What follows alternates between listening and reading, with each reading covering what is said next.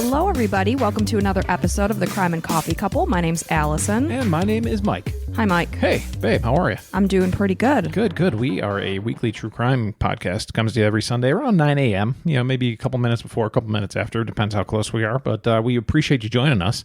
Welcome to the table. We want to make it kind of sound like we're sitting around a coffee table, enjoying a nice little beverage and then telling a story of somebody we probably most likely lost, unfortunately. Mm-hmm. So, welcome. So if you really love what you're hearing, come and stop by Patreon and throw us a couple shekels. Right? Patreon. Oh, Patreon, and become a patron. Throw us a couple shekels. It's you can see the link in our show notes, but starts at like as little as $5. Easy for me to say. Like that's my line, Mike. Yeah, and you can go ahead and become a patron. You can get access to up to 30 different bonus episodes. Yeah, and we have some things in the works that we're looking to release soon, but we're not yet there. Ooh, so you'll have to just stay tuned. It's very exciting. Very exciting. Super exciting. Yeah, another little bonus. So. Good stuff. But, what's going on this week? Well, our son got his driver's permit yesterday. He so did. that's big news in our household. Yeah. Our 15-year-old, it's like impossible for me to even imagine that he could drive a car. Yeah. He's just a big doofus, just like all a teenage boy. Male teenagers are. Yeah, he's just walking around. He can't flush the toilet, but apparently he could drive a vehicle. And he can pee. Most of his pee gets in the toilet. Most of it. I'd say definitely not all. Yeah, over 90%. Hence the reason why our daughter has relocated to the back guest room bathroom. She's like, I will not use this bathroom anymore. And I'm it's like, disgusting. I don't blame you because it looks like a wild monkey and then uses this bathroom. His automatic toothbrush has this like goo all over it, just like from the toothpaste and the ick that's in your mouth. I'm like, you're just like a wild animal. Oh, it's so gross, man. I mean, boys are gross. I agree, it being a boy. But man, this is just another level. I'm like, we're going to have to work some things out so that your future wife doesn't hate me. Yeah, that's the idea. Like, what did you raise a wolf? So we can get out of the home, we want to make it obvious, him available to somebody. But I'm very proud of him because, he had to do like hours worth of work to get to the point where he's got his permit. And a lot of his friends haven't done it yet. So, he's a go-getter in that way. So yeah. I'm proud of him. He doesn't flush the toilet, but he does a lot of things right. And we specifically asked him if he took both tests because there's a drug and alcohol test and then there's like a driving rules test. And we're like, you took both? He's like, yeah. And we got there and the lady's like, yeah, the rules test was never taken. And I'm like, oh. He's like, you never told me. I'm like, well, one, it's not my responsibility right. to tell you. You're supposed to, you can have the same access to the same internet that I do and you see the needs that are needed.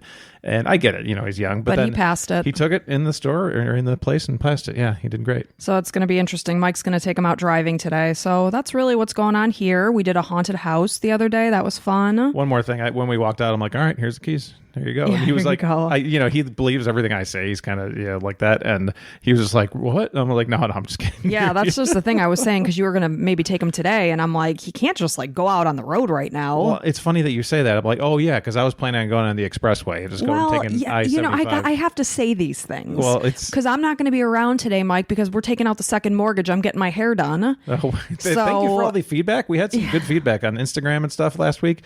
And it appears that we're kind of like in the, we're definitely, some people spend less. Some people spend more, like you, a lot more. A lot more. There's people that say, plus coloring. And it's like, yeah, it seems like coloring is the biggest part of your bill. That's the bulk of my bill. Yeah. So my stylist actually listens to this podcast. So shout out to Megan. She gets it. Thank you for taking so much of our money. Well, it's well-deserved. Not that you're taking it. No, yeah. She's a talent. Because, Allison, when she goes in, not so nice. Not so pretty. She comes out, man alive. She's a magician. Yeah. It's only for a day, though. Then you shampoo. And then it's back to shit. You used to like going out like when you had your hair done. Well, right, because they do my hair like I can't do that crap. No. So I'd be like, let's go out and get some dinner or something. Let's go to Chili's. But today I am going out. I'm going to see the Taylor Swift Eras movie tour. That's exciting. Super Eras exciting. Tour movie? I don't know. Either way, it's a 3-hour movie of Taylor Swift. So yeah, our daughter's pretty pumped. I've got my T Swift bracelets going. I made 2 of them myself last night. So I'm pretty cool. You're supposed to give them to people? You're supposed to, I guess, trade. To other people? Just random? Apparently. Okay. Yeah, that's what people do. Let us know how it goes. I'm really excited for that. Yeah, we'll see. I want to say a couple things before we get started. I want to say thanks so much to a couple listeners. Let's see here. Chelsea sent us some coffee from her roastery place that she works at, Greater Goods Coffee in Austin, Texas. So I French pressed a little bit of that today, and it's delicious. It's got a nice like fruity tone to it. It's a light roast. And coffee drinkers out there, did you know that light roast coffee has more caffeine in it than dark roast coffee? Yeah, you would think it'd be the opposite, but I guess... I don't know why. Yeah, it's I don't know scientific. why you think that, but... Anyway, it was delicious. It was very smooth and yummy. So we so appreciate you guys, all of our listeners out there. And you guys are the best. Yep. Thank you so much. And one more thing, another listener, Jackie, she set up a Facebook page for Crime and Coffee Couple. So we don't use Facebook much, but I'm going to get on there now and go check it out. So there's only like a couple followers. I think it's brand new. So go check it out. I'll leave a link in the show notes. Yeah. Thank you guys. People are so thoughtful. Yeah. So much nicer than I am. That's for sure. I'm not a nice person. That's okay. We can't all be perfect, right? So if you're ready, I am. I'm ready. Let's do this. All right, let's get into this. So this is the murder of Stephanie Scott. So on April 5th, 2015, 26-year-old Stephanie Scott was only 6 days away from marrying the love of her life of 5 years. And this was 27-year-old Aaron Leeson-Woolley. Since she was going on a honeymoon after the wedding, she, being a teacher, decided to use her free time to get her classroom ready for the substitute teacher who would take over for her while she was gone on her honeymoon to Tahiti. So it was Easter Sunday, and Erin was out of town for the weekend, so she decided to use her time wisely. She spent the day at her school in Riverina, South Wales, to map out a lesson plan. She let herself into the locked building using her passkey, and before she got to her tasks, she texted her fiance, Aaron, at 11 a.m. and just let her know, hey, I'm at the school. I'm, catching up on some work just in case you come home from your trip early and I'm not there. This is where I am. So at that moment, she would have absolutely no way of knowing that the text would later help investigators track her whereabouts after a very sudden and exceptionally tragic turn. So Stephanie was born on October 14th, 1988 in Sydney, Australia. So actually today would be her birthday, oddly enough. Happy birthday, Stephanie. So she was born in Sydney, Australia, and by 2015, she was an energetic and adored drama teacher at Leeton High School. She was born to parents Bob and Marilyn Scott and had 2 sisters and 2 brothers. Aaron had left town on Friday the 3rd. He gave his fiancée a kiss goodbye before heading out for a farewell party for a friend in Canondra, is the town that he went to. So this was about 3.5 hours away. And of course, as he's saying goodbye to Stephanie, in his wildest dreams, he wouldn't have realized that it would be the last time he would see her alive. Getting married is very exciting. It's like you're just waiting for your life to start officially together. I remember our engagement and just building up to that moment of celebrating our relationship and just officially really starting our lives. Yeah, it's the maiden voyage of the rest of your life, really. And even though we'd been together for years before that, it's just like, all right, now we're like official. Right. We're in the books. Like, this is a thing. It's no easy out. There's no breaking up or whatever. It's just like, now we got to work on this no matter what. Yeah, so they're in this moment and the most exciting part of the relationship, and all of a sudden this horrific thing happens that nobody in a million years could have ever imagined. So that morning, when Stephanie went to the school that day, she parked her red 2010 Mazda 3 on Myrtle Street, and one of her colleagues who lived nearby walked with her to the school gate. So it sounds like it wasn't Stephanie's keys that she used to get into the building. It was her colleagues. So she basically took the keys, she unlocked the gate. After Stephanie went through, she closed and locked the gate behind her and headed into the English teacher's staff room. One of the sources I read said that she was both a drama and an English teacher. So she's in her office, she's sitting at her desk. She worked for 2 hours and 40 minutes before she planned to head home and finish up any last-minute wedding details because she was in the last home stretch. So at dinner time, it's rolling around, it's Easter Sunday. Stephanie's parents, Marilyn and Bob, began to worry when she didn't come home. So they tried to call her to no avail, and then they set out to look for her. In the meantime, Aaron was also trying to reach her without success. As he drove home from his weekend away, he continued to call Stephanie over and over, but each and every time it went straight to voicemail.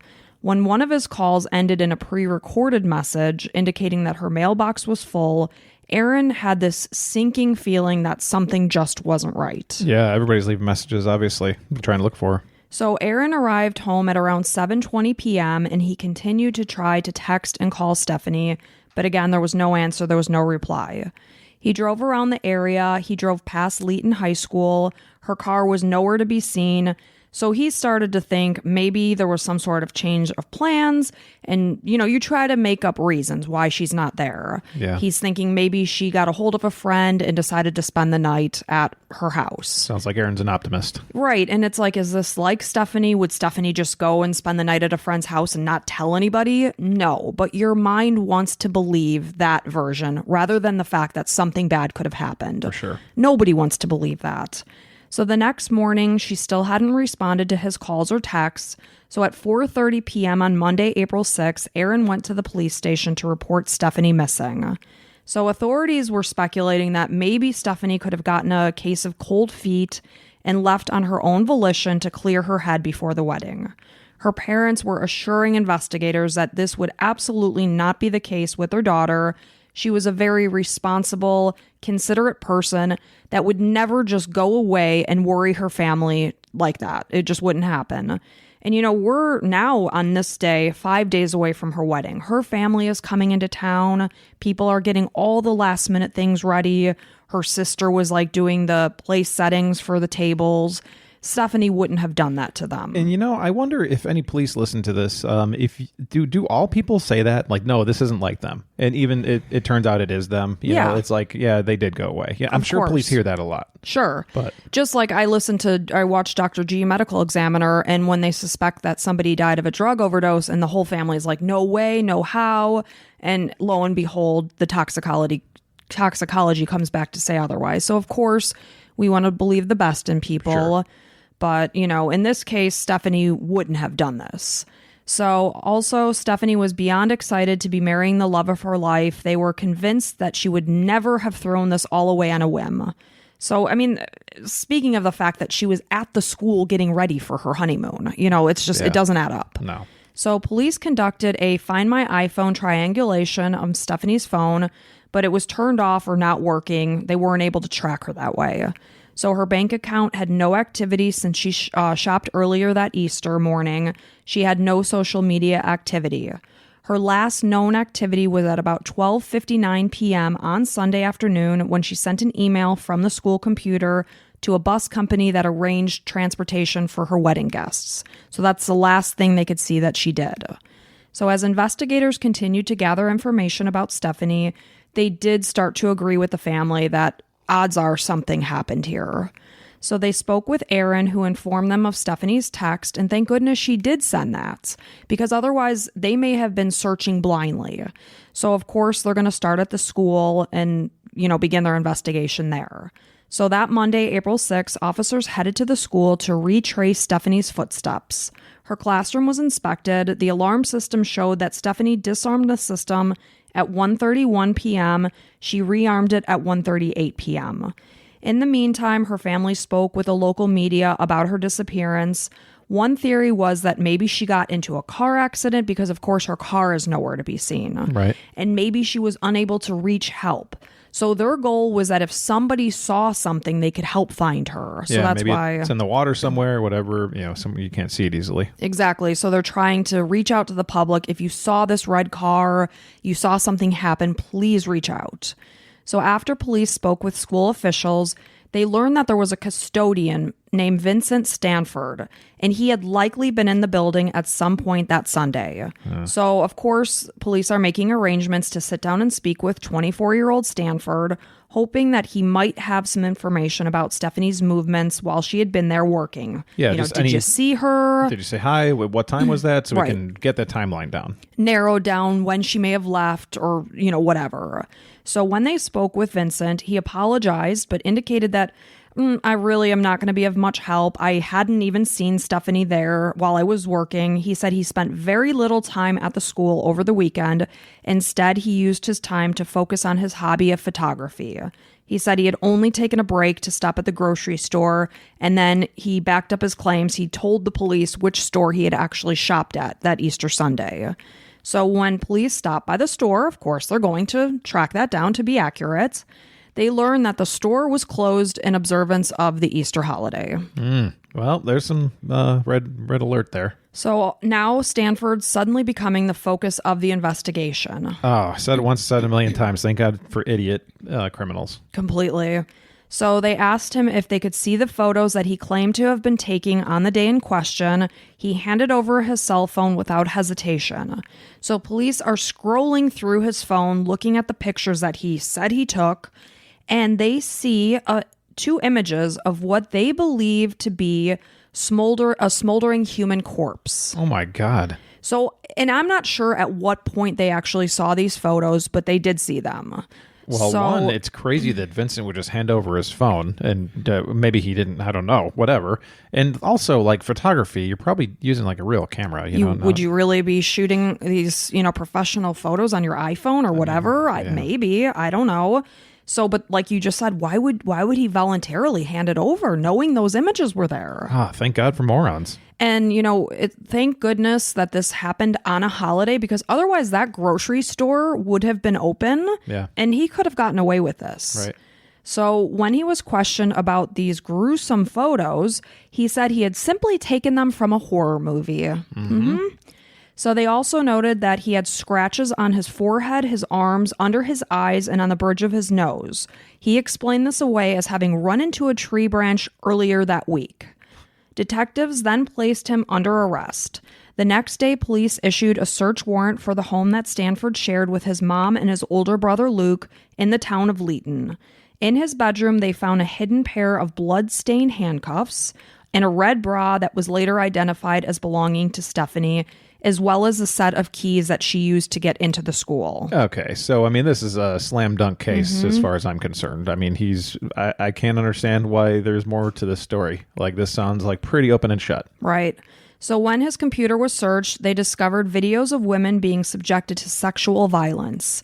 Despite the growing evidence, Stanford was maintaining his innocence. So, that's really interesting about sexuality. It's one of those things that you can't really control what you're into, and I know that there's a good portion of people that are into, like slight violence with, like, safe words and stuff like that. Mm-hmm. So that's... But the whole thing is, whatever you're into, if it's consensual and you're into BDSM or whatever, that's fine. Right. But this is something completely different. Obviously, if you need like this kind of stuff, you got to seek help immediately before you do something bad. And you'll learn way more about Vincent. So the knife that he had even used in his attack of Stephanie was also found in the home. So Vincent Stafford... Sorry, real quick, I was drinking some coffee, but that is the best. I love when they find the smoking gun, the knife, the whatever it was. Like, this guy is a grade A moron. Like, right. I mean, as far as maybe he wanted to be caught, and if so, then he did a great job of laying everything out. No, I don't think it was that he wanted to get caught. I think he was so pompous that he truly thought that he was just going to get away with it. And that's one of the beauties of like narcissism, right? That he thinks, no, they're not going to. My story's good enough. They'll just, I'll say I have nothing to do with it. They'll be fine. And that'll be the end of it. Oh, what a dipstick. Yeah. So just a little background on Vincent. Vincent Stanford was born on December 21st, 1990 in Tasmania. In addition to having an older brother that he lived with at this time, he also had a twin brother named Marcus who lived in South Australia. He started his 5-week relief position at Leeton High School, where he was working at the time that Stephanie was killed. He started there on March 2nd, 2015. The position was actually set to end on April 2nd, which was 3 days before Stephanie disappeared. So in a tragic turn of events, he extended his contract at that school, which led him to be in the building on the day that Stephanie just happened to be there, getting ahead of her work. It's crazy how that can be. So they extended it. It sounded like he moved around to various schools, and he'd never really been a problem. His background check came out clean. So on Thursday, April 9th at 9:30 a.m., authorities found Stephanie's abandoned car, but there was still no sign of her.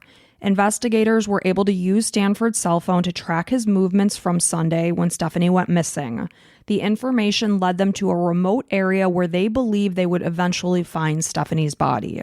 So on Friday the 10th, Stephanie's laptop was found because a witness had actually called police. They said that they saw the car that matched Vincent's pull up to this area. It was an irrigation canal. So that, they're doing their work out there. They're watching this guy because, number one, cars don't normally just stop in that spot. So they're keeping an eye on what he's doing. So he pulled up on Easter Sunday at around 3:50 p.m. and threw what looked to be a laptop into the water. So this area was 3 miles away from where Stephanie's car was actually found. At 5 p.m. that day, April 10th, divers actually found Stephanie's charred remains in addition to the laptop they pulled from the canal. So just so sad. Poor thing. So they found her remains in a remote area where, of course, his cell phone was tracking him to be, and this was Kokopara National Park. At this point, Stanford gave a full confession. He was caught. There was no going back on this. There's no way around this, man. You're thank goodness you're an absolute idiot, and we have everything we need. Right. So. And I watched his confession, and it was so disturbing. He sat across from two detectives answering their questions as if he was telling them how he brewed his morning coffee. I mean, bizarre. So he gave no feeling or anything, just kind of, a killer's probably not going to be like, I'm so sorry I did it. He's a psychopath that, he gets off on this stuff. So he's just like, yeah, so first I did this and then I took her here and blah, blah, blah. It was like he was like almost proud of the story he was telling. And the story that he did tell showed that tragically Stephanie's last moments were those from a nightmare. So what he's saying is that the moment he saw Stephanie sitting in her classroom alone that Sunday, he knew he was going to kill her as soon as he laid eyes on her. That's so freaking scary, man. For like anybody out there, it's just, if you're alone in a place like that, it's sad. It's sad that a teacher can't go into her classroom. She locked the gate behind her. Right. She went into her classroom in a building on Easter Sunday, assuming she was going to have some quiet time to get her work done. Yeah. And this lunatic just happened to be in the building. Had he had any priors? You're going to get into that? Nothing. Because you do a background check, you do the best you can, and it's like, no, he's clean. Okay. Right. And there's a first time for everybody. We can't do a background check on the thoughts that people are having. Yeah. And you'll see that there was major things going on in his head for a very long time. We'll talk more about that. So he had never met Stephanie before. He had not known that she was going to be there that day. Of course he didn't. Since he didn't know how long she would be there, he knew he would need to work quickly. He rushed home to his mother's house to collect the tools that he needed for this exact occasion. And within the hour, he came back to the school with what he referred to as a rape kit. I mean, great. Just unbelievable. These people are the scum of the earth. So he comes back to the school with this kit, and he's just now waiting for Stephanie to wrap up her work and get to leaving. So as she did do this, she's walking towards the exit. She smiled at Stanford and told him that she was leaving. Before she reached the door, she cheerfully wished him a happy Easter. So when Stephanie turned her back to leave, Stanford grabbed her from behind and she began to kick, scream, and claw at him as he dragged her into a small storage room that had once served as a photography darkroom.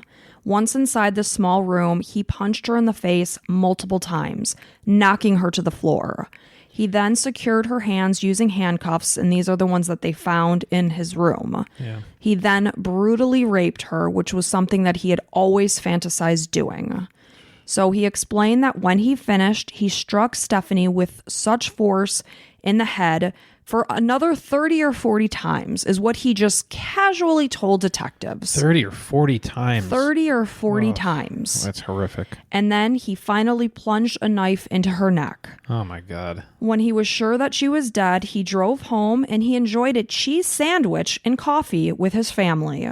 He returned to the school later that evening and placed Stephanie's body into the trunk of her car and thoroughly cleaned the blood from the storage area where he murdered her. He drove her car to his home, believing that he had truly just committed the perfect crime. That was his thoughts.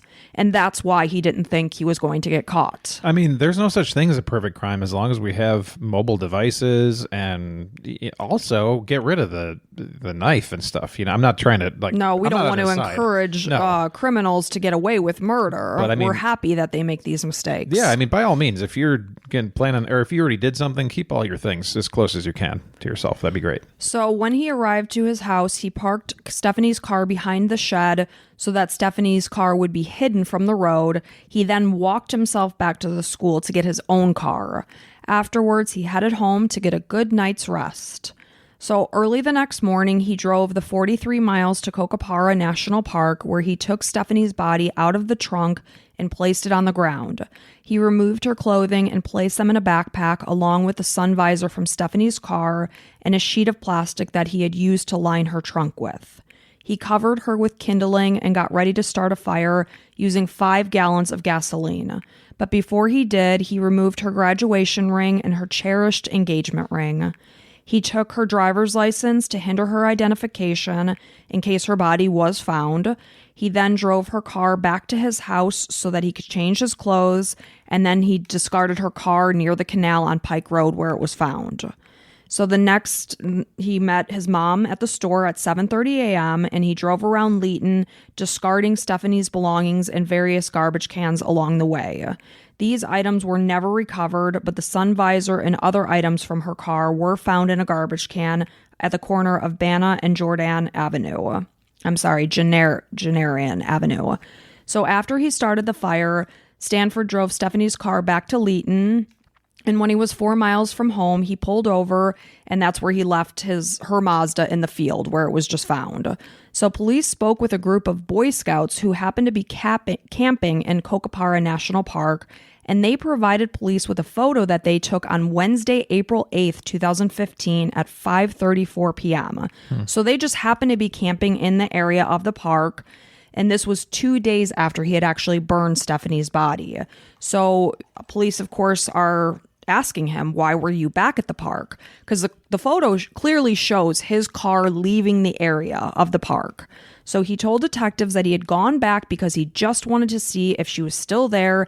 He thought maybe the wildlife had taken her. So it was at this time that he took the 2 photos of her burned body that police later saw on his cell phone. That he gave up to the police when they asked him. Handed on over. So when investigators questioned what drove him to such a senseless and horrific act, he simply replied that he had no choice. He said that he had been fighting such an urge since age 7 and indicated that he was amazed that he had actually held out as long as he had. He explained that he was so obsessed with the thought of murder that when he saw Stephanie that day, he couldn't have stopped himself even if he had wanted to. He said when he woke up that day, he never had any intention or thoughts of harming anyone, but since he saw Stephanie in the school by herself, he thought he had to take advantage of such a situation. It was just like it activated that part of him. Right? It was like poor Stephanie was just in the wrong place at the wrong time with the wrong person. It's just so unfortunate. It's and somebody like that, they can't control it. I mean, you can. I'm not trying to... No, you're not rationalizing what he did. I'm just feeling lucky that I don't feel anything like that. Anybody, we have to realize that how lucky we are not to have these urges, of murdering and hurting and all this horrific stuff. Like, man, it was in him since 7. Since age 7. That's crazy. So an autopsy was done on April 13th, 2015, and found the direct cause of death was actually blunt force trauma because, again, he had struck her about 40 times. 30 or 40. Yeah. 30 or 40. And the way that he said it, though, they're asking him, like, okay, so what did you do then? He's like, oh, I did this. I punched her in the face 30 or 40 more times. It's like to punch somebody that many times. That's a lot. Many times. I mean, talk about a person full of such rage. So her right eye had been fractured. Her nose had been fractured. There were also 2 stab wounds to the side of her neck. But of course, that wasn't the cause of death. I mean, it's just so brutal. Oh, man. Just like being part of Stephanie's family, you'd want to watch this guy burn alive like in a town square. Just Unbelievable. Be like, man, because he's obviously sick and demented, and he'll do this again. Like that's part of who he is. So unless you give him a lobotomy or something, this is going to happen again. I mean, he has to stay either behind bars or be killed. So he did tell detectives, he's like, there was no stopping me. Yeah. Absolutely no stopping me. And I think maybe even a part of him would agree, be like, if I'm let out, it's probably going to happen again. Right. Yeah. I mean, that's really what he's saying. So he said that his vicious attack on Stephanie helped him release these frustrations that had been bottled up inside him for years. He basically convinced detectives that had he not been captured, just like we said, he was absolutely capable of killing again. Now that the monster had been released, there was no going back. So he's basically begging detectives to just put him away and not let him out because he will do it again. You know, there's a smidge that's like, man, poor guy. Like, he's living with it. I mean, there's a monster inside him. Yeah, and he knows it, and he's kind of afraid of it. And I know by no means is Are what we he having did. sympathy for this guy? Please don't hear it as that. Not at all. Stephanie absolutely did not deserve any of this. She deserved to go on her honeymoon and have a great time. And live the rest of her life with the love of her life. Yeah, but this guy, man, there's people like this out there. And it's scary. Yeah. It's scary. And, you know, doing this true crime podcast, I work with so many people because I'm in a hospital. And I look around and it's like, you don't know who's got these thoughts going on in their head. Yeah, the guy that might be a little slightly off and whatever, it's like, man, I don't want to be alone with that guy. And I'm one of these people that I do smile and talk to people and I don't want to be rude, you know, but... Yeah. Stephanie could have never known that such a thing. She'd never even met the guy. She was being a regular person, human being, saying, hey, happy Easter. A kind human being. So Stanford was evaluated by a court-appointed psychologist and found that he was filled with a deep hatred for the human race and this had affected his entire life. So he had actually taken the janitorial job because it allowed him to work independently, at his own pace and with very little supervision. The isolating job was perfect for his antisocial preferences because oftentimes he would be cleaning the school on a weekend when nobody was there, and he liked that. He didn't like to associate with other humans. So it was discovered that Stanford loathed human contact of any kind. He would recoil from any well-meaning attempts at physical contact. He viewed most people as detestable and believed that the world would be a better place without them in it. He also indicated that the horrific attack on Stephanie had meant so little to him and had basically no impact on him that he had nearly forgotten the whole incident by the time police came looking for him. And I think that's why he handed the phone over so easily. Right. It hadn't occurred to him. It's like he went home and had that cheese sandwich and coffee.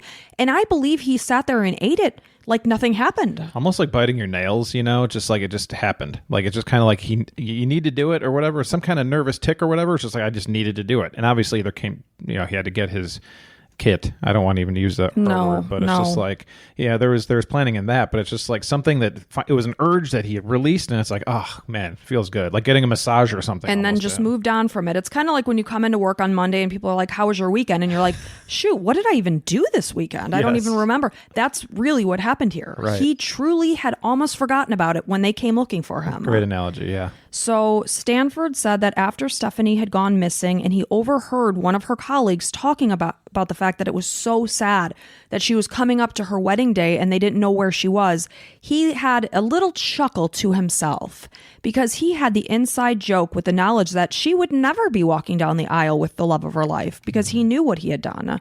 So he thought that this was really cute. Poor Stephanie. Dear man, that's horrible. So it was clear in speaking with the psychologist that the person that Stanford hated the most in life was actually himself. He often engaged in acts of self-harm in order to release the anger and the pressure that mounted inside his body. Did he ever tell anybody about this stuff? Not to my knowledge, no. Any knowledge of his younger life or anything? It sounded pretty uneventful.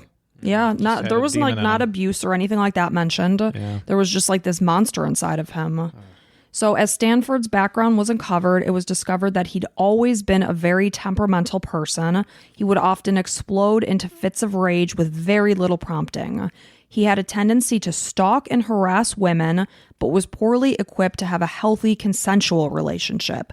So any kind of contact he had with women was just on his own side. They had no idea what was going on.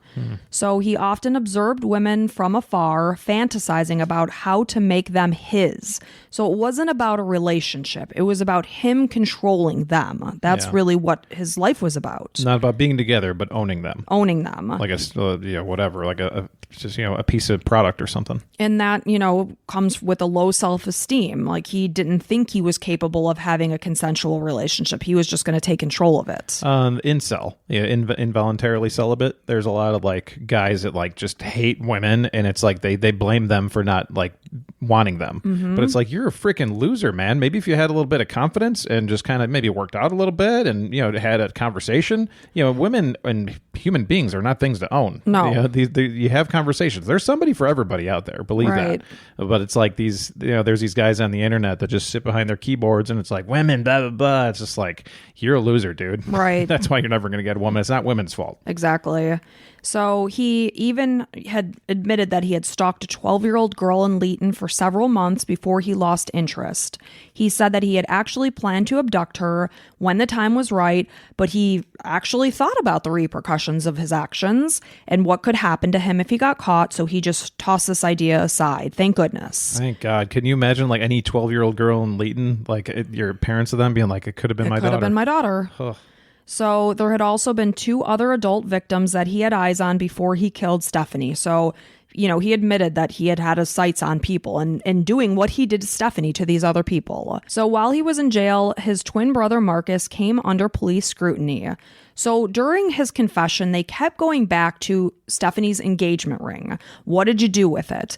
He kept just kind of flippantly trying to pass it off with the fact that he just not even sure. I probably tossed it away with some of her other belongings in these garbage cans. Bullshit. He wants it as a trophy. Right. So police weren't buying that and they looked further into it. And so this is where they were tracking Marcus down. So they brought Marcus back for questioning on May 30th and detectives asked what happened to Stephanie's missing rings because 2 were taken. So the search of the home did not come up with the rings. So police were unable to actually find these rings. So through evaluating Marcus's computer, investigators were able to see that he had actually searched. Wait, who's Marcus? Marcus is Vincent's twin brother. Oh, okay. Yeah. So Marcus had searched places to sell jewelry near Adelaide 4 days after Stephanie went, or actually 4 days after her remains were found. So on June 10th, Marcus was arrested and charged with being an accessory to murder after the fact when a business card was found with his belongings that was traced to a jewelry store in Adelaide where Stephanie's rings had been pawned on May 9th for $705. Well, I mean, it's not like the most amazing or the most surprising part of this whole story, unfortunately. But a question. So I don't know if you know this or not, but are Marcus and Vincent like identical twins? That they look identical. Okay. I couldn't tell the difference when I was looking at a picture of Marcus. I mean, if they're identical twins, there's a good chance that Marcus might have similar, problems. I will tell you, Marcus is beyond remorseful for what his actions were in this case. So I'll tell you more about it. And trust me, I did think about that too, because genetically, if they are identical, is he battling with these kinds of demons? Yeah, I mean, that's factual. Unless, Vincent at some point had some kind of potion that changed his brain. It's a real possibility, but Marcus has the same. Yeah, and I'm not trying to get onto Marcus. He did nothing wrong that we know of yet. But that's a legitimate question. If they're identical twins, does he share that kind of thought process? I'd be so scared if I didn't. I'd be like, well, maybe I don't, but is it going to pop up one day where I just want to murder somebody? It's scary. So 9 months later, on March 31st, 2016, Marcus pleaded guilty to selling the rings and burning Stephanie's driver's license, but not before he took a picture of it and saved it to his phone. Marcus appeared to be sorry for his actions and repeatedly apologized for his involvement in the cover-up. He said that he had only done what he had done out of loyalty towards his twin brother. And let me stop real quick. I kind of let Marcus off the hook a little bit, but he's also a scumbag. So, your brother killed somebody and you're going to burn that. You're a piece of shit. Go to hell. I would agree. Go right to hell. I don't care how remorseful. Maybe he shouldn't get life or, in prison or anything, but he should suffer for a good amount of time. Mm-hmm. So he was sentenced to 15 months in prison. Oh, God, 15 months. Well, he was released in September of 2016 after serving less than half of his sentence. As always. So Marcus is currently living with his father in a rural area from Leeton, far from Leeton, I should say, because he came back to the area and he said everyone was muttering under their breath about him. Well, yeah. So you look just like Vincent, so he literally, I couldn't tell the difference. And you helped him, so you deserve it. So he relocated after many threats he'd received from locals. His father, Stephen, had been estranged from his twin boys much of their lives. He completely cut ties from Vincent after learning that he was responsible for Stephanie's death. So Marcus had tried to make amends and has apologized to Stephanie's family for his role. He indicated that if he could do it all over again, he would do it differently. He's currently caring for his father, who is in poor health and has no contact with his twin brother. Both Marcus and the father have just they have no desire to speak or talk with Vincent. Vincent's father was like, we've never even had a speeding ticket. What happened in my son's brain is beyond what I can understand. That's where the family's thought process is. Yeah. So on July 20th, 2016, Vincent Stanford pleaded guilty to murder, aggravated sexual assault, and infliction of bodily harm. On November 14th, 2016, he was sentenced to life in prison for the murder, plus 15 years for aggravated rape. The deciding judge made a point to say that his lack of remorse weighed heavily on their decision. Parole is possible down the line, but legal experts agree that he will likely die in prison, and let's hope the hell that he does, because like you said, and even like Vincent said, there's something inside him that he has no control over. That day that he saw Stephanie sitting in his classroom, he knew he was going to kill her, and he said there was no going back from that thought. He couldn't have stopped himself even if he wanted to. Yeah, and he even, like you said, he said it himself. Mm-hmm. Like, this is one of these things we're just kind of projecting. Like, this guy has it in him to do it again, and will do it, and has a need to do it again. So please, for the the safety of human beings, right, just please keep him locked up. Well, and if you heard our case last week about the survival story of Allison Botha, people were absolutely baffled that her vicious, crazy attackers are free, roaming the world. And I was interacting, in the comments on our Instagram post that sadly, I believe in my heart of hearts is that somebody is going to suffer because of that decision. I guarantee somebody will. I promise. And unfortunately, I hope I'm wrong. I hope we're wrong. But I promise those guys are going to kill somebody. And if it, to stay on this one, Vincent, if he's ever let go, he will hurt somebody, kill somebody, and maybe even do worse, like to a child. Like he was looking at a 14-year-old. A 12-year-old. Ugh. So, he needs to stay behind bars. I mean, say whatever you will about the death penalty, but this guy, maybe his soul is okay, whatever. But I mean, as a human being, his brain is damaged beyond repair. Right. And like his next door neighbors that literally shared the property line said like they couldn't even believe. They said he was always so polite and nice, really? But you can't know what's going on in somebody's thoughts. Well, yeah, he's not going to be like, I was thinking about killing some people. He's not going to say that. No, of course he's not. We all fake it, enough, Well, sure. It's just like you put on a happy when face. Somebody says, "Good morning, how are you?" "Oh, I'm great." Right. It's like, well, actually, I'm having a pretty shitty day, but I'm not going to say that. Right. We all hide. We live with a mask in front of ourselves to some degree. So in order to protect Stanford from his fellow inmates, he is allowed to shower alone to avoid contact. He eats his meals away from others. We know that he does not gel with the human race. Why not just let him gel? I don't know. I don't know why we're accommodating this lunatic. I guess because of humanity, you can't just let people just beat the crap out of somebody. Well, I don't know. It happens. It does. It should. So on Saturday, April 11th, 2015, on what should have been Stephanie and Aaron's wedding day, her family held a celebration of life in a local park. Guests all wore yellow in honor of Stephanie's favorite sunny color, and the entire community was invited to be part of the laughter and joy to honor the young woman who brought so much happiness wherever she went. Stephanie's dad, Bob, spoke, and he said that he wanted his daughter to be remembered for the great girl that she was, not the tragic way that she had died.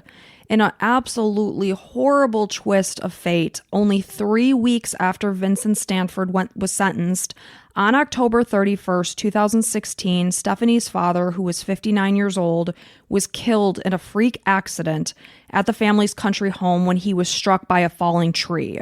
Wow. So he was out there doing some tree clearing, and, the family made a statement when Vincent was sentenced that they just want to put this tragedy and this horrible situation behind them so that they can start living their life and laughing again. And then this horrible thing happened to the family, and my heart just breaks for them. Yeah, sad. Because many felt that Stephanie's death could have been prevented, a civil lawsuit was filed against the NSW Education Department, as well as the third-party agency that actually hired Stanford. It was absolutely not for financial gain, but to ensure that other people remain safe. She should have been able to do her work and come home and have Easter dinner with her loved ones, but she didn't. No, and like that's what we brought up. Whereas, like, was there a background check? I'd like to know what they think could have helped here. I maybe having more people in the building, like not allowing people to come in unless there's a certain amount of people. Like that's the only thing I can think of from now. It's like you absolutely cannot work by yourself. You need to bring at least 2 other people. What's kind of sad and scary though is we did another case about a teacher who was killed while she was on school property, and there were a lot of other people in the building when it happened. Yeah, that's not going to prevent it. I guess just anything you can think of. I don't know. Maybe upgraded security cameras, whatever. I don't know. Yeah, and that school had awesome security cameras, and she died. So that was Colleen Ritzer, by the way, that I'm referring to. So you just never know. That camera or that school had been completely revamped. There were security cameras everywhere, and she died. So I know what you're saying. Surround yourself with more people. You're less likely to put yourself at risk. But, basically what was indicated is that they don't want other people to pose a threat to others, that, they're just sliding under the radar. So the case was settled in 2021, but the details were not released to the public. School representatives indicated that the criminal background check was done on Stanford. It came back clean. Because he did nothing before that. They did agree to adhere to more stringent guidelines for future hires, but in his case, there wouldn't have been anything that had come back. He had never done anything. Well, that's why what were they looking for? I don't know. Yeah. So in 2022, Aaron announced that he had found love again, and he was engaged to be married to a woman named Samantha. And that's great, because obviously he was devastated that what he thought was going to be his life moving forward with Stephanie just was taken away. Of course. So Stephanie was described as bubbly, bright, witty, intelligent. She was a fun-loving girl. Her father, Bob, when he spoke at her celebration of life, he said that she had obviously impacted the life of so many people who had shown up that day. He hoped that his daughter would remain on the minds of those who knew and loved her, and he wanted her to be remembered as the amazing girl that she was. And that, sadly and tragically, is the story of the murder of Stephanie Scott. Man, the last 2 episodes just kind of, really, really hit you. They all do, of course. They all do. But it's just sad stuff, man. Like, Stephanie did nothing wrong whatsoever, just being sweet and kind and super looking forward to things. And then her life was taken away by this demented guy that really had, unfortunately, no control over himself, it seems like. We all have control to a certain extent, but it certainly seemed like he couldn't control it. And, it's just one of those horrible things that nobody could have anticipated. There was nothing she could have done to have stopped this. It's something I would have done. I'm one of those people that are always preparing ahead, almost to a fault, because I think, I'm not really enjoying the present moment because I'm preparing for the future. This was something I would have done. If you would have been out of town, I'd be like, I have a handful of hours to myself. What can I accomplish in that time? Right. And that's what Stephanie was doing that day. Yeah. It's so sad. And there was nothing she could have done. There was no way of knowing what was going to happen. She did nothing wrong. No. Yep. And it's just scary to know that there are psychopaths out there just walking among us. Well, hopefully Vincent Stanford stays in jail and prison and whatever forever. And hopefully Marcus stays to himself in wherever place he is with his dad. And hopefully there's no thoughts like that happening in his head. Yeah. If they're identical twins, there's a good chance. So I don't know. Yeah. Well, thank you so much for telling her story. And thank you, everyone, for listening. We really appreciate you. And if you want to become a patron, go ahead and, you're interested in a lot of these stories that we're telling. There's even more episodes available on Patreon. And want to welcome the newest member of the Crime and Coffee Couple Club, Maria. So thank you so much. Maria. Yes, we appreciate you guys so much. Again, anytime we get a new patron, I'm basically jumping for joy, which, physically and emotionally isn't often. I'm not a very excitable person, or am I? I don't know. No, not at all. You're if anything, dull, you're boring. Well, like you mentioned, you're always looking for the next thing to do. It's like, okay, well, this needs to be done and this needs to be done. Yeah, it's true. No, I'm just kidding. My mind does race a lot. I wouldn't be with you if you weren't a joyful person. I do have to admit that we appreciate the heck out of you guys so much. We appreciate everything you guys do for us, for you listening, being here, supporting us, and from the bottom of our hearts. Allison wants to make this thing into her full-time job. Don't tell her current job, but yes. Just we'll keep that on the download. Not that I don't enjoy being a dietitian, because I do. Did you say on the download? No, down low. I know. I just want to make sure you said the right thing because, there's kids listening and they don't, What was that from Meet the Parents? He's like, keep it on the low down. He's like, down low. And he goes, no doubt. What was that? Ben Stiller from Meet the Parents. Was it? Okay. Mm-hmm. Yeah. All right. Well, hey, thank you so much for listening. And until next time. Bye.